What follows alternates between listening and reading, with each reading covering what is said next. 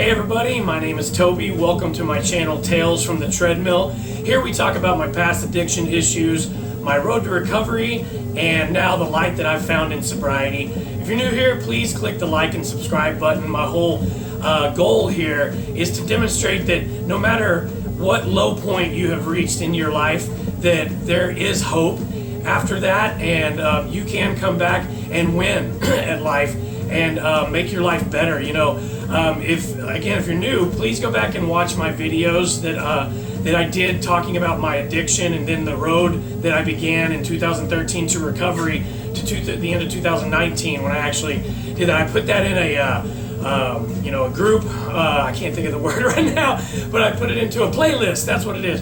Put it into a playlist last night so that you could just easily go and watch that playlist in order of the videos that I made, and basically talk about, from my childhood, where my addiction issues started, how they grew, once I got into rock bands and started playing rock and roll and touring and doing all the craziness that ensued in my life, and the partying that I thought that I was doing and not understanding that I was an addict. I mean, it's hard for me to even call myself an addict now because there's such a negative connotation to the word, and in reality, these are good people that are hurting. There is trauma that they are trying to escape from something. And I just believe that we all have the power in our lives. We just have to make that choice to want something better for ourselves, because really facing those things head on is really the thing to do. You know what I mean? So I want to talk a little bit about today, what happened. It was kind of a cool day, and now I'm so happy to be able to start talking about my sobriety. It's such a more positive thing for me to talk about. All the stuff that I talked about in those videos, man, brought up so many, so much negative emotion and feeling and sadness and depressive feelings and things of that nature. And I was so happy that I was able to get it out because I feel like I'm able to move past it. Like I said, I've said this a couple of times, but this is very cathartic for me, and I'm hoping that I'm helping people in the process. So again, if you're new here, click like and subscribe to my channel, and let's hang out on this road to recovery. And if you got any questions or comments, please hit me up down below, and I would love to hear from you guys. And if you're a returning subscriber, thank you so much for being here on this road to recovery with me.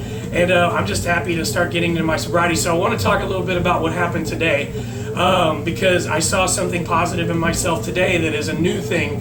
When I woke up this morning, I have a morning routine that I do. I get up, feed the dogs, take them out, make lunch for April, and see her off to work. And then I get Kingsley suited up, and we go on our 30-minute walk down to the lake. We live by Lake Ray Hubbard in Rowlett.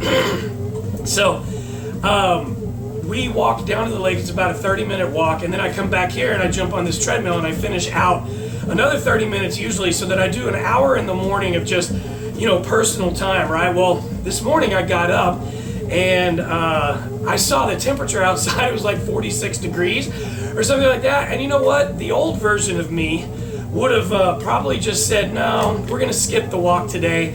And, it's too cold, or I would have made excuses. And one thing that I really like about, the sobriety, the clarity that I've gotten, is that that's something that used to happen to me quite a bit. I made a lot of excuses for things. And I think that we do that when we're in those moments of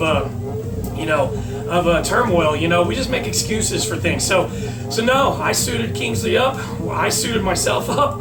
Got a little beanie on my head, and we walked down to the lake and came back, and I just feel fantastic. And as soon as I'm done with this video, I'm going to meet a couple of buddies of mine at the gym, and we're going to work out this morning. So, it's going to be a great day, and I'm just so excited about it. So here we are at the beginning of my sobriety. So I'm going to start talking about what it looked like the first, month or 3 months of my sobriety. These are going to hopefully be a little shorter videos.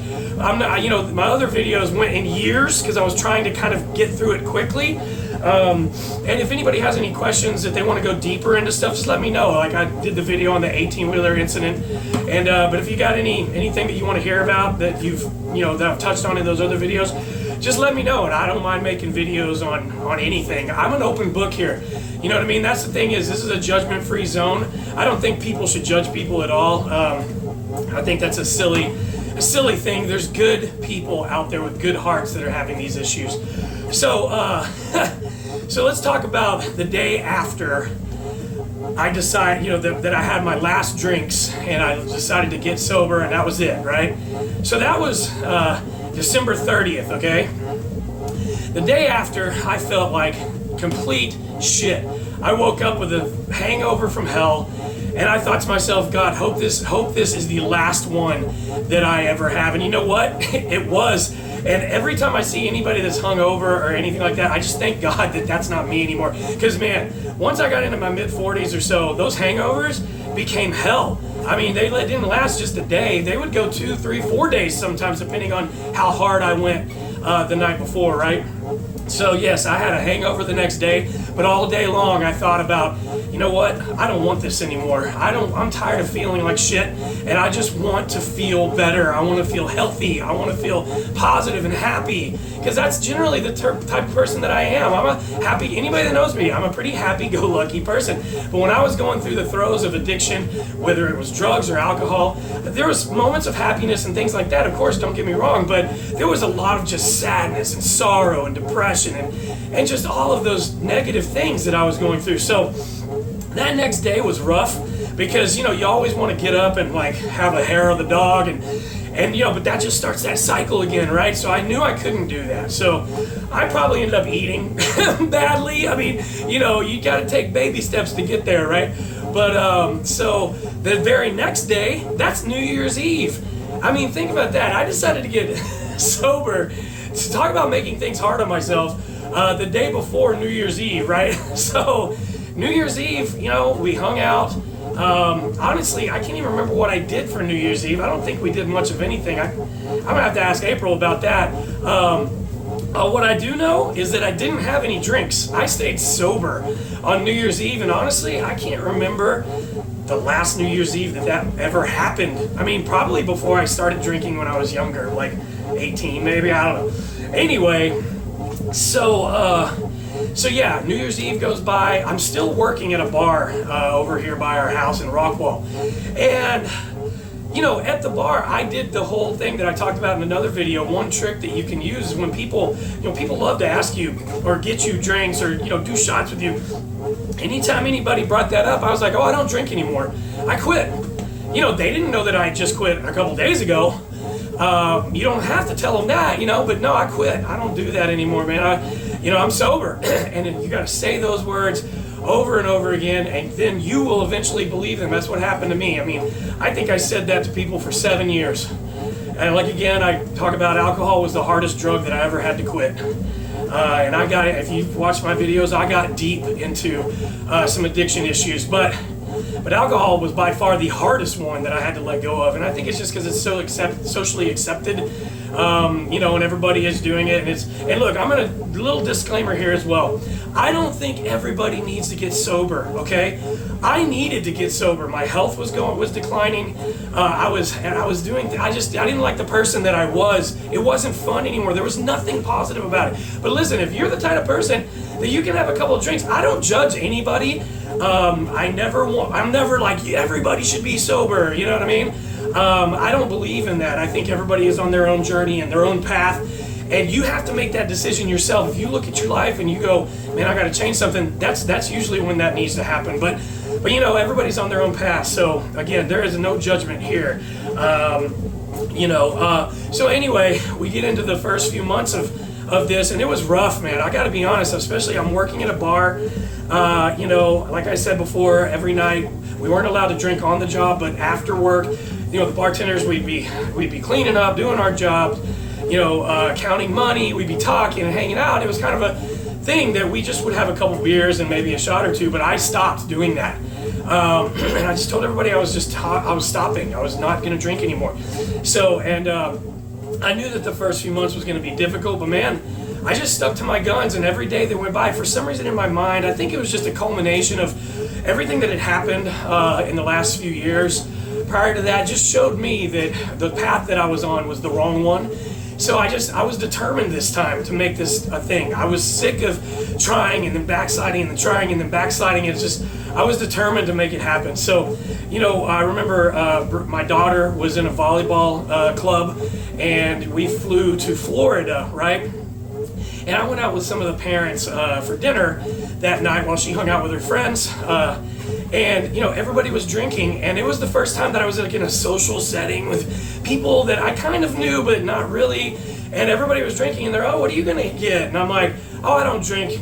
And they're like, oh wow, that's really. And I said, yeah, I had issues with it and I needed to stop. And I was just honest, and they were all like, oh, well, good for you, And I thought, okay, cool, I can tell people this and not be like, what?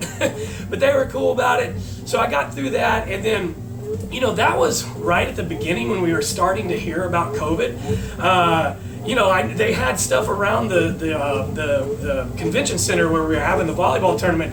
They had like stands where you could wash your hands and stuff like that, and there were signs about it, but it hadn't blown up yet. So anyway, we come back from that tournament, and the following week is when it all hit the fan. I mean, when the NBA shut down, I remember being at work, and when the news came on, it broke in, the NBA shut down their season, and I was like, oh shit, what is this? Something big has happened. I'm sure everybody was doing that, but I just remember thinking, oh my God, this is something crazy is about to happen, right? And it did, and as we all know, and look, everybody has different feelings about it. I'm not going to get into any of that stuff, but the bar that I worked in was very small. It was it was literally as big as maybe my living room and kitchen together. It was an awesome place, man. Beautiful people that hung out there. They were the most, it was like it's like the Cheers of Rockwell. And so I do miss all those people. But, so anyway, it had to shut down within a couple weeks. So at that time, I really started to examine my life. And, once we got into COVID for a couple months, I was just trying to stay busy, do what I could. I actually walked a lot of golf courses with buddies of mine, which wasn't so bad, but I had some friends who got COVID. I had someone die in that period of time that was a good friend of ours. I had someone else that almost died that was on a ventilator. I had family that passed. It hit pretty hard in my sector of reach of people, which I know quite a few people, right, because of everything that I've done in my life. But it's craziness that's ensuing around us, right? And I know everybody's feeling it, and I think that it would have been a very easy time for me to that I think. Obviously it wasn't a test for me, but it was a test for me, right? I'm at home a lot.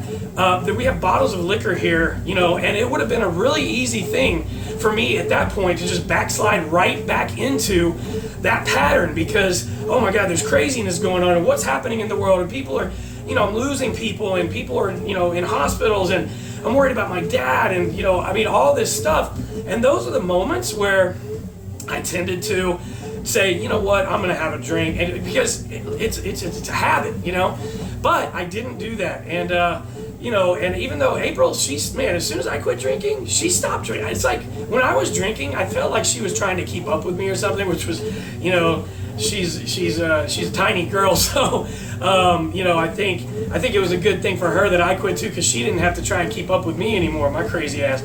So anyway, but I still made her a couple drinks here and there at home. And I never once felt like, oh, I should have a drink too. It's like it had left me finally. Like whatever it was had finally gone. And it was incredible for me. So as I'm going out and I'm doing these things, playing golf with my buddies, we're just walking the course. I'm getting a bunch of exercise, but I start examining real heavily my life. I start looking at the patterns that I've lived and the negativity that whole thing brought with you. Because no matter what, if you're doing things the way I was, it kind of leads to some selfishness because you're more worried about yourself getting drunk and all that, and you're not the best version of yourself, right? So I started really taking a look at my life and then going, okay, well, what am I doing? I'm sober. Do I need to be working at bars anymore? I could still probably, but I don't want to put myself in the environment. I don't mind going and hanging out with people and they're drinking, but I don't know if I want to be the one behind there slinging it out to people, right? And just being in the environment like that for hours at a time and all that. Leave that to the young folks, right? But so that's what's going on, and that's what made me start realizing that I needed to find a different path career-wise. And so I started thinking, do I want to go into, I have a buddy that does insurance, my sisters do real estate. I started thinking about real estate, And you know, it's crazy when you start thinking about doing something new. It's kind of scary, no matter what age you are. We all have those worries and insecurities and stuff. But so the whole thing is, I decided to go for. I've got, you know, one of my best friends, and two of my best friends. Both of them have. One of them has been in real estate. His wife is in real estate, and my other best friend is in real estate. Like, been in there for like 20 years. So I had a lot of encouragement to go into real estate. My older sister and my little sister as well. And so what ended up happening was, I went to the school. Another friend of mine, who I bartended with at that same bar, she decided to go into real estate too. And you know, she immediately did it. I thought about it for like a month. And so I'm like that, you know, I'm a Libra. I always have to weigh both sides, right? So I thought about it for a month. But finally she said, hey, I've got this school that I did online, and it's this, and I'll hook you up stuff. So I did that. I took the school, and man, I discovered so much about myself in that moment when I went to that, when I started doing that online school. I just realized, man, if I'd have applied myself when I was younger, who knows what would happen. You know, life is what it is, and you make the best of it, you know. So I'm going to stop it right there, but I did go to the school, and I'll pick it up on the next video because this is getting a little long. But hey, listen, guys, thank you so much again for being here on the beginning of my sober part of my story, and it's going to just continue into, because it's going to be this what I do now from now on. So I'm really excited to share all of this with you guys. Again, thank you for being here, and look, I hope that you guys have a wonderful rest of your day, and I'll see you again soon.